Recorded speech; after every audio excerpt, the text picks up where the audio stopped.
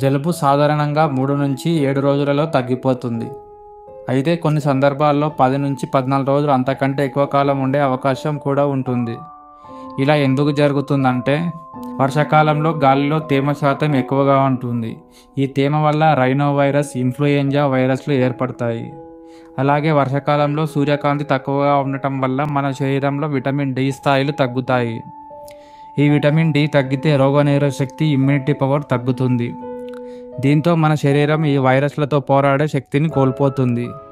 ఆ వైరస్ ముక్కు, గొంతులోకి వెళ్తుంది. అక్కడి నుండి అవి పెరుగుతూ పోతాయి. దీనివల్ల జలుబు ఎక్కువ రోజులు ఉంటుంది. ఇదే సమయంలో మనకు లక్షణాలు కనిపిస్తాయి. రోగనిరోధక శక్తిని పెంచుకోవడానికి తులసి, అల్లం వంటి టీని తీసుకోవాలి. ముఖ్యంగా తులసిలో యూజనల్ యాంటీవైరల్ గుణాలు కలిగి ఉంటుంది. ఊపిరితిత్తులను శుభ్రం చేసి రోగనిరోధక శక్తిని పెంచుతుంది. అలాగే వైరస్ను కూడా అడ్డుకుంటుంది. అల్లం గొంతులో దురద, తుమ్ములను తగ్గిస్తుంది. ఇది శరీరాన్ని వేడిగా చేసి వైరస్ను రాకుండా చేస్తుంది. వైరస్ వల్ల ఏర్పడే ఇన్ఫెక్షన్లను తొలగిస్తుంది. వర్షాకాలంలో మలేరియా వ్యాధి పెరిగే అవకాశం ఎక్కువగా ఉంటుంది. ఈ వ్యాధి ఎలా వస్తుందంటే ప్లాస్మోడియం వల్ల, అంటే ఒక పురుగు వలన వస్తుంది. ఇది మలేరియా సూక్ష్మజీవి. ఇది 2000 సంవత్సరాల క్రితం గ్రీకు దేశంలో గుర్తించబడింది. అక్కడి రోగులలో జ్వరం యొక్క నమూనాల ద్వారా దీనిని గుర్తించారు. ఇది ఆడ అనాలఫిస్ దోమ కుట్టడం ద్వారా దోమ లాలాజలంతో ఈ సూక్ష్మజీవి మానవ శరీరంలోకి ప్రవేశిస్తుంది. ఆ తర్వాత అది కాలేయంలోకి ప్రయాణించి రక్త కణాల్లో చేరి వ్యాధిని కలిగిస్తుంది. వర్షాకాలంలో మలేరియా ఎందుకు ఎక్కువగా వస్తుందంటే, వర్షాలతో ట్యాంకులు, గుంతలు, డ్రైనేజీలు నీటితో నిండి ఉండడంతో ఇవి దోమలు ఉండే ప్రదేశాలుగా మారుతాయి. చల్లదనంతో కూడిన వాతావరణం దోమలకు అనుకూలంగా ఉంటుంది. దీనివలన దోమల జీవితం వాటి ఉత్పత్తికి కారణమవుతుంది.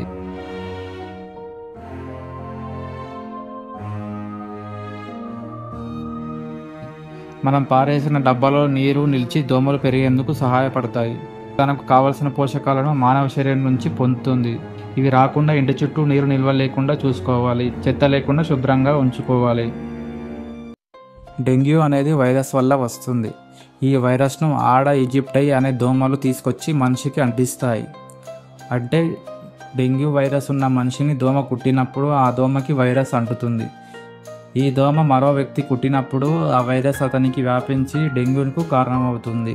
డెంగ్యూ అనేది మనిషి నుండి మనిషికి రాదు, దోమల ద్వారానే వ్యాపిస్తుంది. ఈ దోమలు రోజంతా యాక్టివ్గా ఉంటాయి.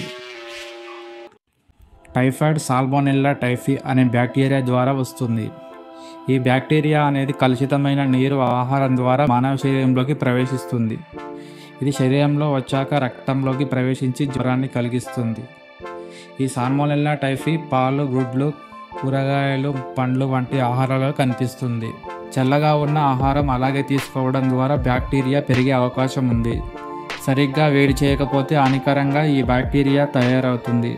ఫ్రిడ్జ్లో 2 నుంచి 4 గంటల మధ్య ఉంచిన ఆహారాన్ని తినవచ్చు. 4 గంటలు మించితే బ్యాక్టీరియా ఫామ్ అవుతుంది. వైరల్ ఫీవర్లు అంటే వైరల్ వల్ల వచ్చే జ్వరం. ఈ జ్వరాలు వర్షాకాలంలో ఎక్కువగా కనిపిస్తాయి. వైరస్ అనే సూక్ష్మజీవులు శరీరంలోకి ప్రవేశించి ఇమ్యూన్ సిస్టమ్ను ప్రభావితం చేస్తుంది. దీంతో జ్వరం రావడాన్ని మనం వైరల్ ఫీవర్గా భావిస్తాం. వైరస్లు శరీరంలోకి వెళ్ళి చికన్గున్యా, వైరల్ హెపటైటిస్, ఇన్ఫ్లుయెంజా వంటి వ్యాధులను కలిగిస్తుంది. చికన్గున్యా అనేది వైరస్ నుంచి దోమల ద్వారా వస్తుంది.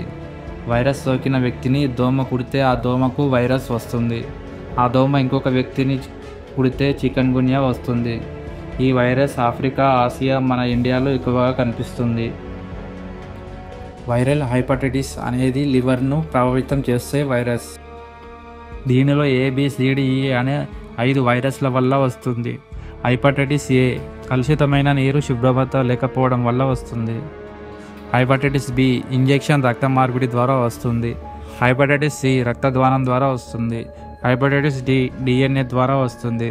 హెపటైటిస్ ఈ నీరు సరిగా లేకపోవడం వల్ల వస్తుంది. ఇన్ఫ్లుయెంజా అనేది ఇన్ఫ్లుయెంజా వైరస్ వల్ల వస్తుంది. గాలిలో తుమ్ములు, దగ్గుల ద్వారా ఒకరి నుండి మరొకరికి వస్తుంది.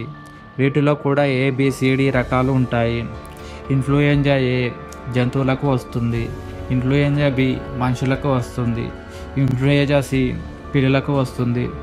ఇన్ఫ్లుయెంజా డి 2011లో అమెరికాలో కనుగొన్నారు. ముఖ్యంగా మేకలు, ఎద్దులు, పందులలో వస్తుంది. ఇందులో ఇన్ఫ్లుయెంజా సి 2 నుంచి 4 రోజులలో అవే తగ్గిపోతాయి.